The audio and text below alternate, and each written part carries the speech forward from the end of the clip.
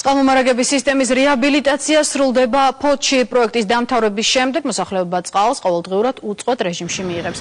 აქამდე კი ფოთელებს წყალი ყოველ მესამე დღეს 5 საათიანი გრაფიკით აქვთ.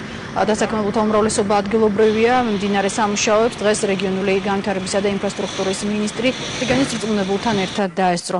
დღესვე ისინი დიმიტრი თავდადებულის ქუჩაზე მცხოვრებ ჯანჯღავების ოჯახს ესტუმრნენ. მინისტრმა 9 წლის ნინო ადამიანს საჩუქრად ნოუთბუქი გადასცა.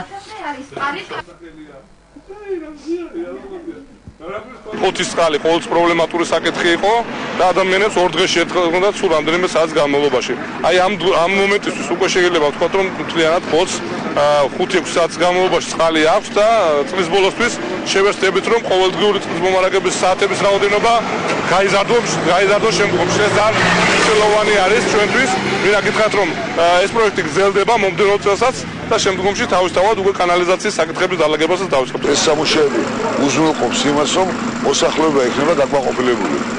ამდენად მიგვაჩნია, რომ ეს ძალიან მნიშვნელოვანი პროექტია. ძალიან კარგად მოდის წყალი, რა ვიცი, პრობლემები არაა, კარგი ნაპორით ამოდის, მე რბილ სართულზე ვცხოვრობ და ძალიან კმაყოფილი ვარ.